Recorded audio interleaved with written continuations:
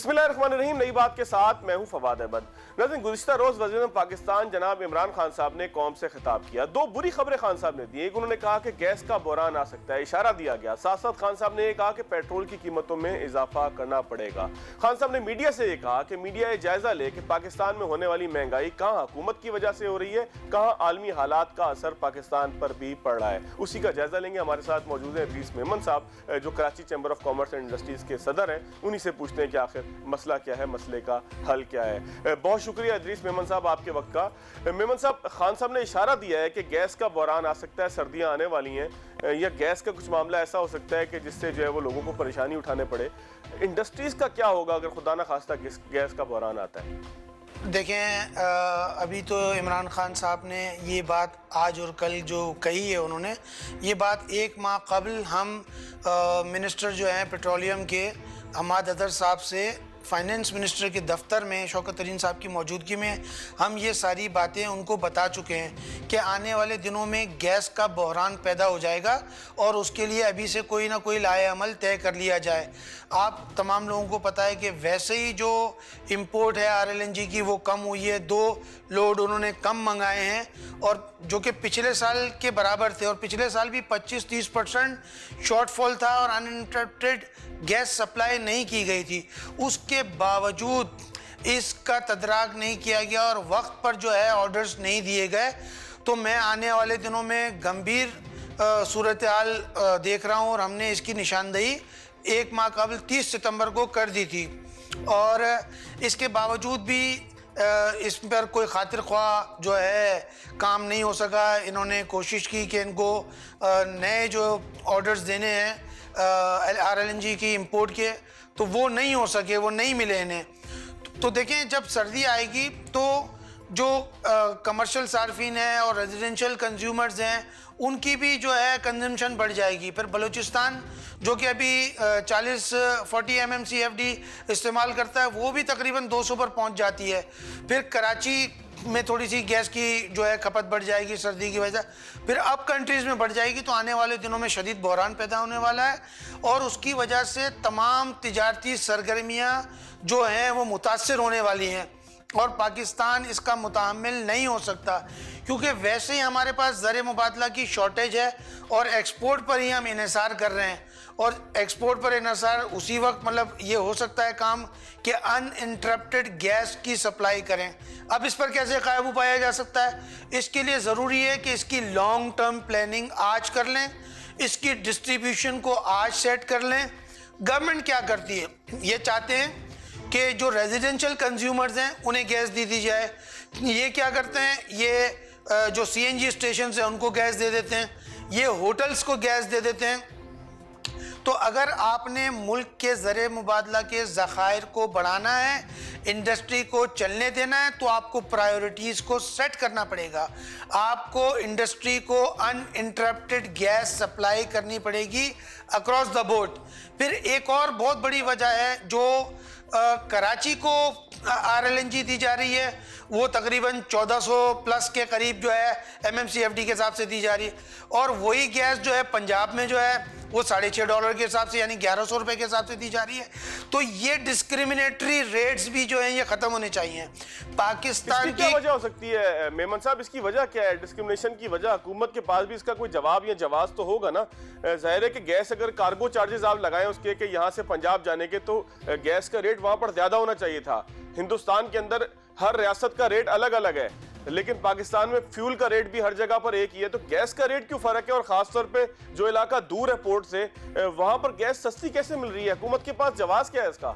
अगर मैं ईमानदारी से बात करूं तो ये जो है इसमें तासुब का अंसर जो है वो मुझे नज़र आता है, इसलिए कि पाकिस्तान की कुल एक्सपोर्ट्स में कराची का कंट्रीब्यूशन जो इस वक्त बढ़ा है और जो पूरे पाकिस्तान ने एक्सपोर्ट बढ़ाई है उसका 52% एक्सपोर्ट कराची ने बढ़ाई है।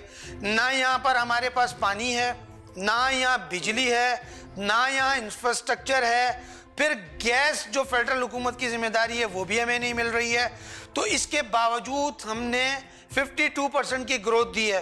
तो अगर बीमार कराची इतनी ग्रोथ दे रहा है, पाकिस्तान के लिए इतना कुछ कर रहा है, तो इनको सोचना चाहिए कि ये सही वक्त है। और इसको जो है, हम ये नहीं कहते हमें सस्ती दी जाए, हम तो कह रहे हैं कि पूरे मुल्क में एक रेट होना चाहिए। जबकि जो फार्मूला भी आपने बताया कि अगर यहाँ से ट्रांसपोर्टेशन के चार्जेस ऐड कर लिए जाएं तो वहाँ $1 महंगी होनी चाहिए। हम ये नहीं कह रहे कि उन्हें महंगी दें, हम कह रहे हैं हमें उतने में दे दें जितने में आप दीगर सूबों को, बिलखुसूस पंजाब को दे रहे हैं। और इस बात को हमने, इस पॉइंट को उठाया मिनिस्ट्री ऑफ फाइनेंस के दफ्तर में, और शौकत तरीन साहब ने वादा किया और उन्होंने कहा कि मैं इस बात को मुमकिन बनाऊंगा कि अक्रॉस द बोर्ड एक ही रेट होंगे गैस के। तो हम मुंतज़िर हैं उन तमाम वादों और दावों की पासदारी के जो उन्होंने हमसे 30 सितंबर को किए। लगता है कि वादा उन्होंने उठा के साइड में रख दिया। अभी तक तो कोई ऐसी सूरत हाल नहीं है, बल्कि गैस आपको शायद आगे मिलेगी भी नहीं। थोड़ा सा आगे की तरफ चलते हैं। मेमन साहब ये बताएं कि सऊदी अरब ने पाकिस्तान के ऊपर एक मेहरबानी की है। अब यहाँ पर पाकिस्तान में उन्होंने पाकिस्तान के अकाउंट्स में, स्टेट बैंक में आसान किस्तों पे कह लें, आसान शराइत पे कुछ पैसे रखे हैं। आपको लगता है कि ये जो सारा इंतजाम है, इससे मईशत का अजमाली खाका जो है मजमूई तौर पर मईशत बेहतर होती हुई दिखाई देगी? डॉलर रेट जो है वो कुछ बेहतर हो जाएगा रुपए के मुकाबले में? देखिए, सऊदी अरब ने हर बुरे वक्त में पाकिस्तान की मदद की है और हम उसके लिए उनके शुक्रगुजार हैं। और ये जो $3 अरब इन्होंने हमें दिए आसान शराइत के ऊपर, इसकी जो मस्बत असरात हैं वो फौरी तौर पर आपको नज़र आ गए। डॉलर जो बुलंदी को छू रहा था और आसमान पर जा रहा था, 176 रुपये से 169 पर इस वक्त आ गया है। तो यही वो तरीक़ाकार है जिसको हम प्लान करके और डॉलर को कंट्रोल कर सकते हैं। देखिए, जब 158 पर डॉलर था तो पाकिस्तान में दूध की नहरें नहीं बह रही थी, शहद की नहरें नहीं बह रही थी। तो और जब 175-76 हो गया तो पाकिस्तान में कोई ऐसी क़यामत नहीं आ गई थी। इसका मतलब ये है, ये आर्टिफिशियली इसको बढ़ाया गया। और जो लोग भी इसके ज़िम्मेदार हैं, इसकी तहकीकात होनी चाहिए। बिलखुसूस एक ऐसे आला ओहदे पर बैठे गवर्नर स्टेट बैंक ने इंतहाई मज़ाक खेज़ बयान दे दिया कि ये चंद जो लोग बैरून ममालिक से रेमिटेंसेस भेजते हैं उनको फ़ायदा होगा। पूरे मुल्क की इकॉनमी का सत्यानाश हो गया, उसका कोई जिक्र नहीं है। पाकिस्तान के बैरूनी कर्जे बढ़ गए, उसका कोई पुरसाने हाल नहीं है। जो इन्फ्लेशन का सैलाब आ गया, उसका कोई पुरसाने हाल नहीं है। और मैंने नहीं देखा कि प्राइम मिनिस्टर ने या किसी ने भी बास परस की हो। तो ये तो पाकिस्तान दुश्मनी के मुतारादिफ है। एक तरफ कर्जों का इतना दबाव है और फिर इतने इंतहाई आला ओहदेदार के बयान के आने के बाद लोगों ने ये अक्स कर लिया नतीजा कि डॉलर जो है वो 180 या 200 पर चला जाएगा। और जिन्होंने एक्सपोर्ट की प्रोसीड हों या दूसरे लोग रेमिटेंस कर रहे थे, उन्होंने होल्ड कर लिया। उस होल्डिंग की वजह से भी एक प्रॉब्लम हो गई। अफ़गानिस्तान में जो तब्दीली आई है उसकी वजह से भी असरात ज़रूर मुरतब हुए हैं। और जो ड्यूल नेशनल अफ़गानी थे, उन्होंने यहाँ से जो है एलसियाँ खोलना शुरू की और यहाँ से रेमिटेंसेस भेजना शुरू की। फिर इसमें कुछ ऐसे लोग जो पाकिस्तान को इकॉनमी को डैमेज करना चाहते हैं, उन कल्प्रेट्स ने भी काम किया। तो हुकूमत ने और जो वफाकी कुछ इदारे हैं उन्होंने जो क्रैक डाउन किया और उसकी वजह से भी थोड़ा सा हालात सही हो गए। तो जब भी कोई ऐसा काम हो तो स्टेक होल्डर के साथ बैठकर फौरी तौर पर काम किया जाए, तो ये इस पर जो है काबू पाया जा सकता है। आपने देख लिया, $3 अरब आए, 6-7 रुपए डॉलर का फ़र्क आ गया। और हम मुस्तकबिल करीब में अगर हुकूमत ने IMF की किस्त भी आएगी, ज़ाहिर है कि फ़र्क पड़ेगा। अच्छा मेमन साहब, बिल्कुल, अब तो बजट को भी तकरीबन एक क्वार्टर गुजर गया है। इस दफ़ा हमने अजीब मंजर देखा था टीवी पे कि कराची से लेके लाहौर तक दोनों ही चैम्बर्स जो हैं पाकिस्तान के बड़े और बाकी जगहों पर भी आप सब लोगों ने बजट का खैर मकदम किया था, वरना मुझे याद है मरहूम तेली साहब के दौर में हमने जब भी बजट देखा तो पहली तेली साहब ये फरमाया करते थे कि जी ये जो रेवेन्यू का टारगेट रखा है इसको भी मुस्तरद करते हैं, बजट को भी मुस्तरद करते हैं, ये ताजर दुश्मन, अवाम दुश्मन और फलाना फलाना बजट है, अल्लाह ताला उनको जन्नत नसीब करे। इस दफ़ा आप लोगों ने तेली साहब के बाद ये पहला बजट आया था, इसको आप लोगों ने खैर मकदम किया था। मैं लाहौर और इस्लामाबाद चैम्बर की तो बात ही नहीं करता, कराची चैम्बर ने खैर मकदम किया था। एक क्वार्टर के बाद कहाँ खड़े हैं? देखें कि जो हमारे मरहूम लीडर सिराज कासिम तेली साहब की पॉलिसी थी, हम उन्हीं के पैरोकार हैं और हमने उन्हीं से सीखा है और वही पॉलिसियां आज भी जारी और सारी हैं। हमने क्या कहा था जब बजट की स्पीच के बाद कि जब ये कंप्लीट आ जाएगा तो हम इस पर जो है कोई अपने कमेंट देंगे। अच्छा, हमने उसमें मस्बत चीज़ें देखी और हमने उसको अप्रिशिएट किया और जो चीज़ें उसमें सही नहीं थी उसको हमने कंडेम भी किया और उसके लिए एनॉमलीज में जो इसको रिजॉल्व करने के लिए अपना किरदार भी अदा किया। जो 30 सितंबर की हमारी मीटिंग है और अगर आप पहली तारीख अक्टूबर और 2 अक्टूबर के आप अखबारात उठा के देख लें तो हमने वो तमाम बातें जो बजट में की गई थी और जिसको इम्प्लीमेंट नहीं किया गया, हमने फाइनेंस मिनिस्टर शौकत तरीन साहब के सामने उसको उठाया। बिलखुसूस हमने प्रेसिडेंशियल ऑर्डिनेंस को मुस्तरद किया, कंडेम किया और उसको कहा कि ये ताजर दुश्मन जो है ऑर्डिनेंस है तो फौरी तौर पर इसको ख़त्म किया जाए और इसके अलावा जो चीज़ें ताजर दुश्मन हैं उसको भी फौरी तौर पर जो है ख़त्म किया जाए। जैसे शनाख्ती कार्ड लाजमी की शर्त, पैरेलल इकोनॉमी शुरू हो गई है, लोगों ने कैश में काम शुरू कर दिया है, तो हमने उनसे कहा कि जब आप 3% एडिशनल हमसे ले रहे हैं तो फिर इसका कोई जवाब ही नहीं है और प्रिंसिपली फाइनेंस मिनिस्टर साहब ने इसको एग्री किया। लेकिन हमने देखा कि वो IMF के साथ चले गए और जितनी चीज़ें एग्री की थी और जो बातें हमारी उनसे हुई थी तो वो निगोशिएट करने गए तो बजाय उन पर इम्प्लीमेंट किया जाता जो हमारी बातें हो चुकी थी और हम उस पर दोनों पार्टियां एग्री थी, उन्होंने जो है अटैचमेंट ऑफ अकाउंट्स जो है उसका SRO जो है वो उसको रिवैलिडेट कर दिया, जिसको हमने बड़ा एहतजाज किया। कुछ एग्री हुआ था उसका उन्होंने एग्रीमेंट बना के एक अलमारी के अंदर रख दिया और 1 महीना तकरीबन अब गुजर गया है अपना मेमन साहब। देखिए ना, आप 30 सितंबर की बात कर रहे हैं, उसके बाद से महीना तो पूरा गुजर गया, अब तो नवंबर चल रहा है, तो इसका मतलब ये है कि एग्रीमेंट हो चुका है। जी, मैं मंडे के दिन PSW के एक प्रोग्राम में, पाकिस्तान सिंगल विंडो के प्रोग्राम में शौकत तरीन साहब से मेरी दोबारा बात हुई और वो मैंने तमाम बातें दोबारा उनसे की और उनको गोशगुजार किया कि सर ये जो हमारी बातें हुई थी इन पर इम्प्लीमेंट तो दूर की बात है और ये काम आपके पीछे से ब्यूरोक्रेसी ने कर दिया है। तो उन्होंने वादा किया कि आने वाले चंद दिनों में जितने भी वादे उन्होंने किए थे और वो मैं उसको आपसे वादा करता हूं कि उसको इम्प्लीमेंट करेंगे और मैं उनके वादे का उम्मीद पे दुनिया कायम है। नहीं, मेरी बात कंप्लीट होने, मुझे उम्मीद नहीं है, मुझे यकीन है। मुझे इसलिए यकीन है कि वो खुद एक बिजनेसमैन है और जितनी बातें हुई, जो बॉडी लैंग्वेज उनकी थी, वो चाहते हैं कि बिजनेस फ्रेंडली माहौल हो और लोग खुद टैक्स दें और जो इन्होंने सेल्फ असेसमेंट स्कीम को दोबारा इम्प्लीमेंट करने की बात की और वो हुई भी है, तो वो एक मतलब काम नज़र आता है। तो इंशाल्लाह ताला हम समझते हैं कि ईमानदारी से, नेक नीयती से कोई भी आदमी काम करे तो उसे अप्रिशिएट करना चाहिए। अच्छा मेमन साहब, आखिरी 2 मिनट रह गए हैं, मैं चाहूँगा आप कंक्लूड करें, इस बात के साथ कंक्लूड करें कि ताजिर किस हद तक महंगाई से मुतासिर हुआ है और महंगाई कम करने का एक मुल्क के सबसे बड़े चैम्बर ऑफ कॉमर्स के आप प्रेसिडेंट हैं, ज़ाहिर छोटी कमोडिटीज़ भी आती हैं और बड़ी बड़ी सनतें भी आपके जो वो चैम्बर के हिस्से में आती हैं, आप क्या समझते हैं महंगाई से मुतासिर कितना हुआ और कम कैसे होगी? देखें, अभी आपने देखा कि जो डॉलर आसमान पर चला गया तो उसके वजह से कस्टम ड्यूटी भी बढ़ गई, उसकी वजह से कॉस्ट ऑफ डूइंग भी बढ़ गई, ये सारी चीज़ें हुई। तो इन्फ्लेशन जब बढ़ गया और सारी, देखिए हम पेट्रोल से बिजली बनाते हैं, पेट्रोल से इंडस्ट्रियाँ चल रही हैं, तो ये सारी चीज़ें एक दूसरे से लिंक्ड हैं और ये सिर्फ वफाकी हुकूमत का काम नहीं है कि महंगाई को कम किया जाए, ये सूबाई हुकूमत का भी काम है। तो इन दोनों को एक पेज पर आना पड़ेगा। अब सूबाई हुकूमत का क्या काम है? देखें, प्राइस कंट्रोल कमेटी जो है वो सूबाई हुकूमतों के अंडर में है। अगर आप गुरूर से पूछें तो वो टमाटर 10 रुपये 20 रुपये किलो में जो है वो देता है, और जो कंज्यूमर को मिल रहा है वो 150 रुपये, 140 रुपये, 120 रुपये। तो गैप बहुत है, गैप बहुत है। वो गैप कैसे खत्म होगा?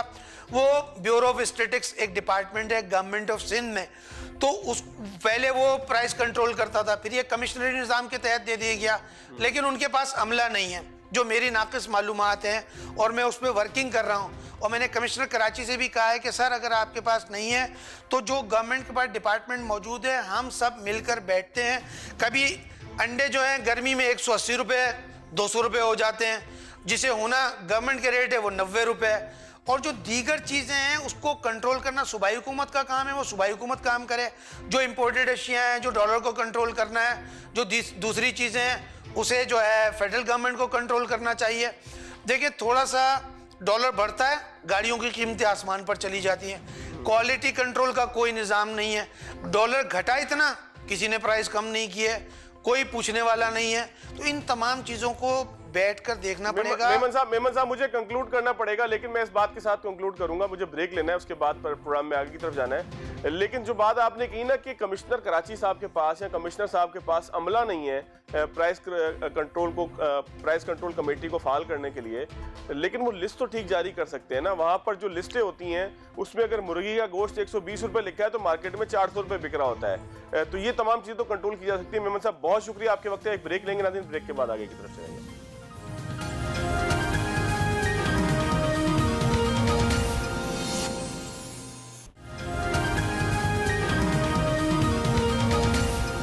ब्रेक के बाद एक मरतबा फिर खुशामदीद। हमारे साथ मौजूद हैं डॉक्टर शाहिद हसन सिद्दीकी साहब। मईशत का जायजा जब लें तो डॉक्टर साहब से ज़रूर बात करनी चाहिए, ताकि डॉक्टर साहब जो है वो बैंकिंग के मामलात से लेके जो मईशत के साथ तमाम मामलात हैं उसके ऊपर एक अपनी निगाह डाल सकें, अपना तजिया दे सकें। डॉक्टर साहब बहुत शुक्रिया आपके वक्त का। डॉक्टर साहब सऊदी अरब से इमदाद उसको कहा जाए या उसको ये कहा जाए कि सपोर्ट आई है, जिसके बाद महसूस ही हो रहा है कि चीज़ें जो है वो ठीक तरफ अब जाना शुरू हुई हैं। क्या इस तरीके से जो है वो मईशत चलाई जा सकती है? क्या ये तरीक़ाकार ठीक होता है मईशत चलाने का? देखिए आपने बड़ा अहम नुक्ता उठाया है। मौजूदा हुकूमत ने बैरूनी कर्जों, बैरूनी इमदाद और बैरूनी वसाइल पर बेतहाशा इन्हिसार बढ़ा दिया है, जो एक जौहरी ताकत जिसके बहुत सारे दुश्मन दुनिया में हैं, उनके लिए ये सही पॉलिसी नहीं है। दूसरी बात यह है कि ये तो IMF ने कहा था कि जी हम आपको अगर एक किस्त दे भी दें, आपका प्रोग्राम बहाल भी कर दें, तो क्या फ़र्क पड़ने वाला है? वो $500 मिलियन दें या 1 बिलियन, तो क्या उससे रुपए की कदर गिरनी बंद हो जाएगी? क्या पाकिस्तान की मईशत बुहरान से निकल जाएगी? तो खुद हमारा जवाब था नहीं, रुपया भी गिरेगा, बुहरान में भी रहेगा। तो उनका जाए फिर कुछ पैसों का इंतज़ाम करें। तो वो हमने सऊदी अरब से ये इंतज़ाम कर लिया $4.2 अरब का। लेकिन ये नहीं भूलना चाहिए कि हमारा इस वक्त तिजारती खसारा जो है वो $3.5 अरब महीने से ज़्यादा है। लेकिन ये बात मैं तस्लीम करता हूँ कि अल्हम्दुलिल्लाह इस 3.2% पर जो ये हमें पैसा मिला है, इसकी वजह से रुपए की कदर जो तेज़ी से गिर रही थी वो रुक गई, और उसमें कुछ बेहतरी आर्जी आ गई। जो मईशत को ये लग रहा था कि बुहरान की कैफियत है, और कुछ लोग ये बिल्कुल सही कह रहे थे कि हुकूमत का ये दावा तो बातिल हो गया कि हमने मईशत में इस्तेकाम ले आए हैं, अब तरक्की की तरफ जाएंगे। कह लीजिए कैसे इस्तेकाम था? तो वो चीज़ अब जो है वो रुक गई है, आर्जी तौर पर रुक गई है। लेकिन अगर कोई ये समझता है कि आप अपनी मुल्की वसाइल, मुल्की बचतें, मुल्की सरमायाकारी, मुल्की टैक्सों की वसूली के बगैर पायदार तरक्की हासिल कर सकते हैं, तो वो एमओ की जन्नत में रहता है। बाहर का पैसा सप्लीमेंट तो कर सकता है, लेकिन हम सप्लीमेंट नहीं कर रहे हैं, हम उस पर इन्हिसार कर रहे हैं। तो ये आर्जी बेहतरी यकीनन है, यानी आर्जी सपोर्ट जैसे आपने लफ्ज़ इस्तेमाल किया वो ज़्यादा सही है, लेकिन ये मसाइल का हल कतई नहीं है कि दोबारा मसाइल फिर पैदा होंगे। अच्छा डॉक्टर साहब, इस तकलीफ से निजात पाने के लिए कि बार बार जो है वो हमें ज़रूरत पड़े, दूसरों की जानिब देखना पड़े, चले IMF के ऊपर आपका इन्हिसार हो सकता है, लेकिन दोस्त जो ममालिक हैं उनसे आप इन बुनियादों पे लें चीज़ें कि जी आप ऑयल की पेमेंट डेफर कर दें, आप ऐसे कर दें। ठीक है, ये सपोर्ट तो है पूरी दुनिया के अंदर, ये एक मोहब्बत तो है जो सऊदी लोगों ने पाकिस्तान के लिए की, लेकिन क्या मईशत के अंदर चलाने का जो तरीक़ाकार है उसमें ये चीज़ किस हद तक जो है वो किसी मईशत के लिए नुकसानदेह हो सकती है कि वो दूसरों पे इन्हिसार करे? क्या इससे मईशत अब बेहतर हो जाएगी अगर कुछ इकदाम किए जाएं? क्या इकदाम किए जाएं कि मईशत बेहतर हो जाए? देखिए पहली चीज़ तो ये है कि मैं आपको सिर्फ एक मिसाल दे दूँ। 2008 में, तो बहुत ज़्यादा पुरानी बात तो नहीं है, हमारा $1 68 रुपये का था। ठीक, अब ये बीच में 175 का आ गया था, चलें आज कम हो गया। तो अगर 100 रुपये भी आप मान लें कि जो मुल्क 55, 60, 70 अरब डॉलर की इंपोर्ट्स करता है, अगर वो उसका रुपया 100 रुपया एक डॉलर पे गिर जाए 2008 से 2021 के दरमियान, जिसका बड़ा हिस्सा जो है वो इन 3 वर्षों में हो कोई 45%, और जो कर्जे आपके बेतहाशा बड़े हैं, 7,000 अरब रुपए थे उस वक्त कर्जे, आज 49,000 बिलियन रुपीस हो गए हैं। तो आखिर महंगी शरह पर आप ये ले रहे हैं, असासे जो हैं वो अपने गिरवी रख रहे हैं, असासे फरोख्त कर रहे हैं। तो जौहरी ताकत और एक इस्लामी मुल्क के शाया निशान तो ये कतई नहीं है। इससे मईशत बेहतर नहीं हो सकती। बहरान से आप निकलते रहेंगे। 23 प्रोग्राम IMF के हमने लिए हैं अब तक, 58 से अब तक, और हर हुकूमत एमनेस्टी स्कीम भी लाती है। और 1980 से आज तक हमारी शरह नमू भारत से भी कम है, श्रीलंका से भी कम है, बांग्लादेश से भी कम है। आजकल हमारी पिछले चंद वर्षों में भी हमारी फीकस आमदनी गिरी है। हमारी महंगाई की शरह ऊंची रहती है। हमारी जो है वो शरह नमू सुस्त रहती है। गुर्बत, बेरोजगारी और महंगाई में इजाफा होता है। बांग्लादेश जैसा मुल्क फीकस आमदनी में हमसे बहुत आगे निकल गया। अच्छा डॉक्टर साहब, अगर इसको एक समझने की बात हम करें, देखिए IMF का प्लान भी, शौकत तरीन साहब कहते हैं कि कुछ दिनों के अंदर जो है वो उसकी किस्त भी आ जाएगी, मुआहदा तकरीबन सामने आने वाला है, चीज़ें तकरीबन फाइनल हो गई हैं। सऊदी अरब से भी आपने पैसे ले लिए। ऐसे कौन से इकदाम हो सकते हैं कि हमें दोबारा इन चीज़ों की ज़रूरत ना पड़े, अब बतदरीज इनसे हम निकलें? क्योंकि ये हुकूमत कहती है कि हमने नया पाकिस्तान बनाना है, इस्लाहात करनी है, सिस्टम बहुत ख़राब है, सिस्टम को ठीक करना है। लेकिन अभी तक तो महसूस ये हुआ है कि सिस्टम ठीक करने के बजाय ये भी टाइम गुजारने की पॉलिसी है। इकदाम क्या हो सकते हैं कि जो टाइम गुजारने की पॉलिसी के बजाय इस्तेहकाम की तरफ लेकर आए मईशत को? देखिए, बड़ा पॉजिटिव आपका सवाल है, और मैं ऐसी कोई बात कहूँ जो इस हुकूमत के मंशूर में ना हो तो वो मैं नहीं कहूँगा। मसलन आपको अगर 70% इमरान खान साहब ने अपनी 10 नुकाते हिकमत अमली जो पब्लिश की थी, जो कि बहुत से इलेक्शन से चंद हफ्ते पहले, उसका बड़ा अहम नुक्ता था, इख्तदार में आने के 100 दिन के अंदर वफाक और सूबे हर किस्म की आमदनी पर टैक्स आयद कर देंगे। टैक्सों का मुनसफाना निज़ाम होगा। इसका मतलब ये मईशत दस्तावेजी होगी, काले धन को सफ़ेद होने से रोका जाएगा। GST जो है 17% से 5% पर आ जाएगी। पेट्रोलियम लेवी जो 610 अरब रुपए है, ये 0 पर आ जाएगा। इसका मतलब पता क्या है? इसका मतलब ये है कि महंगाई आपकी आ जाती 4% के ऊपर, शरह नमू चली जाती है आपसे 8 से 10% पर। हम खुद इंसारी की तरफ जो है वो जा रहे होते। IMF को पाकिस्तान में दाखिले की इजाज़त नहीं होती। अलबत्ता हम वर्ल्ड बैंक से कर्जे लेते, दूसरी जगह से कर्जे लेते, एशियन डेवलपमेंट बैंक से कर्जे लेते, वो प्रोजेक्ट्स के लिए लेते जिससे हमारी जो है बरामदात बढ़े या इंपोर्ट्स कम हो। तो ये तो पहला बहुत ही बुनियादी नुक्ता था। इसके बगैर 70% मसाइल इससे हल होते हैं। लेकिन डॉक्टर साहब कुछ चीजों पे काम तो हुआ है ना। देखें, काले धन सफेद धन के हवाले से अब काफी सख्ती है बैंकों के ऊपर भी। ठीक है, FATF का आप प्रेशर कह लें या जो भी मामला कह लें, लेकिन काफी हद तक इस्लाहात तो ऐसी आई हैं कि जिसकी वजह से चीजों को तकरीबन जो जिस तरह से एक दहाना खुला हुआ था उसके मुंह को तंग किया जा रहा है। तो इसको इस्लाहात नहीं कहेंगे आप, या आप समझेंगे बस ये प्रेशर की वजह से? देखिए मोहतरम, मैं तो, मेरा मुल्क है तो मैं तो इस मुल्क में जो मेरे दिल में दर्द होता है मैं कह देता हूँ, चाहे किसी को बुरा लगे। क्या आज डिस्कशन नहीं है डॉक्टर साहब? ना मैं PTI को सपोर्ट करता हूँ ना आप करते हैं। मुल्क की खातिर डिस्कशन तो करेंगे ना।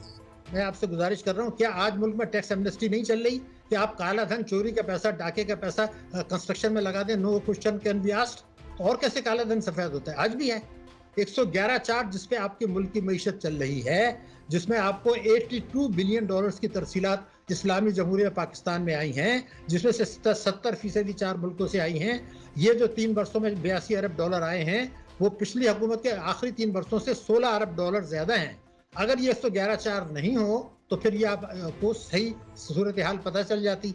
कई सौ अरब रुपए आपका टैक्सों में नुकसान हो रहा है इसकी वजह से, और आप बरामदात नहीं बढ़ा पा रहे इसकी वजह से। देखिए, आपकी बरामदात कम है और आपका तरसीलात बहुत बढ़ गई। ऐसे होता नहीं है दुनिया में। आपकी बरामदात बढ़ेंगे तो लोगों को रोजगार मिलेगा, तो GDP आएगा। ये तो तरसीलात आई, इनकम 111(4) में है कि कोई सवाल नहीं पूछ सकता, ना सिवाय स्टेट बैंक के ISI भी नहीं पूछ सकता। तो ये तो काला धन सफेद हो रहा है ना। यानी कि हम डॉक्टर साहब ये कह सकते हैं, इस पार्ट को मैं खत्म करता हूँ, ब्रेक के बाद दोबारा आपकी तरफ आऊंगा, लेकिन सिर्फ मुझे हाँ या ना में जवाब दीजिएगा। हम ये कह सकते हैं कि हम ऐसे इकदाम की तरफ ये हुकूमत नहीं गई कि जिसका वो दावा करती थी कि हम नया पाकिस्तान बनाएंगे, जहाँ नया निज़ाम होगा, जहाँ बोसीदा निज़ाम को ठीक किया जाएगा, जिसमें लीकेज होती है, जिसमें करप्शन होती है, जिसमें काला धन सफेद होता है, जिसमें एमनेस्टी दी जाती है, जिसमें सब्सिडी दी जाती है। यानी कि सारी बातें गलत हैं। ये इसमें तेजी से इनहराफ किया गया है। अगर ना था, तेजी से इनहराफ किया गया है, उससे तेजी से खराबियों की तरफ गए हैं। ये आधा तो शुमार बता रहे हैं, मैं नहीं कह रहा। डॉक्टर साहब एक ब्रेक लेता हूँ, ब्रेक के बाद दोबारा आपकी तरफ आऊंगा।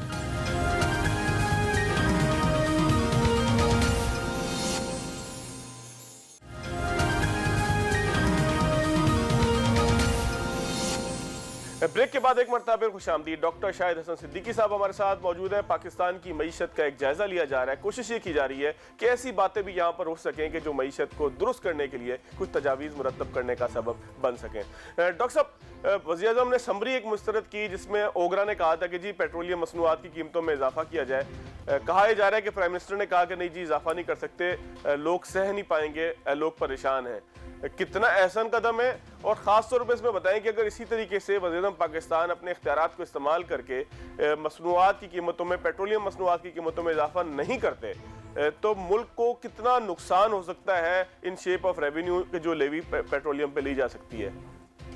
देखिए, मैं आपसे अर्ज कर दूं कि पेट्रोलियम मसनूआत के अगर आप नर्फ नहीं बढ़ाते तो महंगाई को चंद महीने के लिए आप मुलतवी करते हैं, अगर बढ़ाते हैं तो कल से हो जाएगी। मुलतवी करते हैं, इससे ज्यादा कुछ नहीं होगा, मैं आपको यकीन दिला रहा हूँ। इसलिए कि हमारा 610 अरब रुपए का पेट्रोलियम लेवी था जिसका आपने इशारा किया, यानी 50 अरब रुपए महीना हमने लेना था। 4 महीने में 200 अरब लेना चाहिए था, हमने उसका जो है वो कुछ भी नहीं लिया। कुछ 250 अरब का शॉर्टफॉल आ गया, बजट खसारा बढ़ गया। अब आप महंगी शरह सूद पे कर्जे लेंगे। असल मसला है वसाइल बढ़ाने का, आमदनी बढ़ाने का, अवाम पे बोझ डाले बगैर।